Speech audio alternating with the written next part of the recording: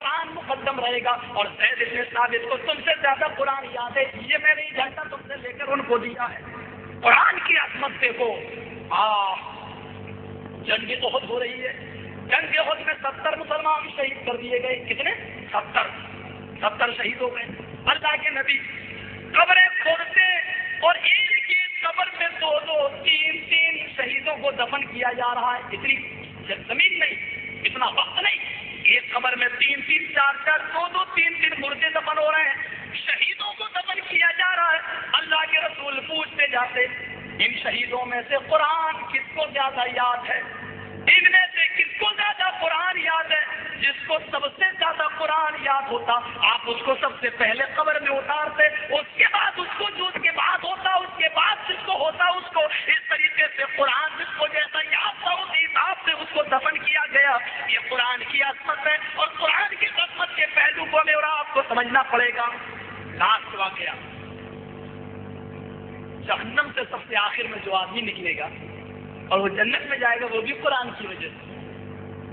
سب سے لاسٹ میں جہنم سے ایک آدمی نکلے گا, سب سے لاسٹ میں. جانتے ہو وہ بار بار دعا کرے گا, اللہ مجھے, میں بھی تو کچھ نیکی کرتا تھا. آخر میں اللہ اس کی سن لے گا اور لاسٹ میں اس کو نکالے گا, جہنم کے دروازے پہ کھڑا کر دے گا. وہ آدمی کہے گا ٹھیک اللہ بہت اچھا. اس کے ماتھے پہ لکھا ہوگا پیشانی پہ ھذا حر من الناس, یہ جہنم سے آزاد ہوا. جنتی جب اوپر سے دیکھیں گے تو کہیں گے وہ دیکھو جہنمی ہے, دیکھو جہنم سے آزاد ہوا. یہ کہے گا اللہ تو نے مجھے سب کچھ دیا, جہنم سے نکال دیا, تیرا بہت بڑا کرم ہے. اے اللہ میرا یہ نشان مٹا دے اور میرا جسم جو کوئلے کی طرف آتا ہے اس کو تو صحیح کر دیتا. اللہ کہے گا کیسے؟ اللہ ماؤل فرات میں حوض کوثر میں ذرا غوطہ دے دینا. اللہ کہے گا جہنم سے آزادی مانگی تھی میں نے, دے دی, اب کچھ نہیں. اے اللہ ایک دعا اور سن لے میری, اس کے بعد میں تجھ سے کوئی دوسرا سوال نہیں کروں گا. اللہ کہے گا ٹھیک ہے. فرشتوں دیکھو میرا بندہ وعدہ کر رہا ہے, اس کے بعد کوئی دوسرا سوال نہیں, جاؤ ایک دعا سنو, جاؤ اس کو ہو جائے گا. فرشتے اس کو لے جائیں گے, نہلا کے لائیں گے, پہلے سے بھی زیادہ وعدہ اس کا. ہاں جاؤ فرشتوں لے لو, لے کے درخت کے پاس پہنچے گا, ایک پھل توڑے گا. حدیث میں آتا ہے توڑ لے گا, وہ اٹافا کلم توڑ دے گا اور توڑ کے اس کو منہ تک لے جائے گا. ابھی دانت سے چبانے ہی والا ہوگا, چبایا نہیں ہوگا, چبانے ہی والا ہوگا جو اس کو دوسرا درخت نظر آئے گا. ایسے کرے حدیث کا الفاظ ہے کہ فوراً ہٹا کے ثم ينظر, پھر وہ اس پر نظر ڈالے گا. ثم يقول, پھر وہ کہے گا اے اللہ دیکھ میں نے یہ پھل کھایا نہیں. اللہ کہے گا ہاتھ میں تو ہے تیرے, اوپر پھینک دے گا اسی پھل پر, وہ آٹومیٹک جڑ جائے گا. اللہ دیکھ میں نے کھایا نہیں, میرے ہاتھ میں بھی نہیں ہے.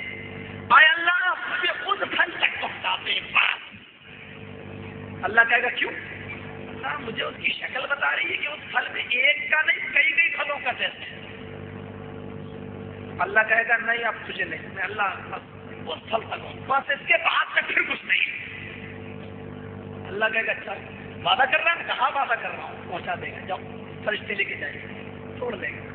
جو پیڑ کا وہ ہوتا ہے سنا, اس سے ایسے ٹیک لگا کے کھائے گا, کھا رہا ہوں آدھا پھل کھا لے گا. کیا مزہ, 12 پھلوں کا ٹیسٹ, ایک پھل میں 12 پھلوں کا ٹیسٹ.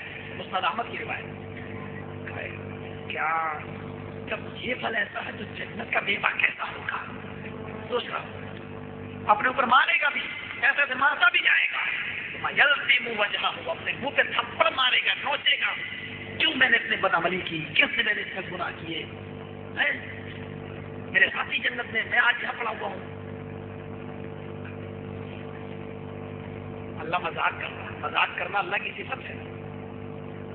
کوئی یہ نہ کہ اللہ مذاق نہیں کرتا, اللہ مذاق نہیں کرتا. اور یہ اس کی صفت اللہ یستہزئ بہم یمدوا فی طغیانہم, اللہ بھی استہزاء کرتا ہے, قرآن بتا رہا ہے. لیکن اللہ کا مذاق کیا بندے کے مذاق کی طرح ہوتا نہیں. کیسے مذاق کرتا ہے یہ صفت, لیکن بہت سی چیزیں صفت اور صفت میں آپ کو دخل نہیں جانا چاہیے. اللہ سنتا ہے, کیا اس کا سننا بندوں کی طرح ہے؟ نہیں, وہ بیک وقت ساری کائنات کی بات سنتا ہے اور ہم اور آپ نہیں سن سکتے. وہی زمین کے نیچے بھی کوئی مخلوق زندہ ہے تو اس کی بھی بات بھی سن رہا ہے, لیکن ہم اور آپ نہیں. اللہ اس تک پہنچا دے گا, پھل توڑے گا, پھل کو کھائے گا. ہے میری ہاں مجھے خیال ہے بھائی, مجھے انشاءاللہ میں شکایت کا موقع نہیں دوں گا, یہ واقعہ پورا کر دوں گا. اسی لیے میں نے تو بہت سی باتیں چھوڑ دی, وہ جو لے کے آیا تھا وہ بھی چھوڑ دیا. مجھے کچھ پروفس دینا تھے, اور ڈینمارک اور آتنکواد کا سلسلہ کل انشاءاللہ رکھیں گے, وہ جو اللہ کے رسول کی توہین ہو رہی ہے, سیرت رسول کے تقاضے انشاءاللہ کل بولوں گا. تو مجھے یہ بتانا ہے آپ کو کہ وہ درخت تک پہنچ جائے گا, جیسے اس درخت تک جائے گا پھل کھائے, آدھا پھل کھایا ہوگا اور مارتا بھی ہوگا اپنے آپ کو. اچانک اس کو جنت کا دروازہ نظر آئے گا جس پر لکھا ہوگا ھذا باب الجنہ, یہ جنت کا دروازہ ہے. وہ غور سے دیکھے گا, یا اللہ جنت کا دروازہ ایسا تو جنت کیسے, یا اللہ دروازہ اتنا خوبصورت, دنیا میں ہم نے اس سے بہتر کوئی چیز دیکھی نہیں ہے. وہ کہے گا یا اللہ میں تو سے یہ تو نہیں کہہ رہا ہوں کہ تم مجھے جنت کے اندر داخل کر دے, اللہ یہ آتا پھل رہ گیا, میں چاہتا ہوں اس کو جنت کے دروازے سے ذرا ٹیک لگا کے کھا لوں.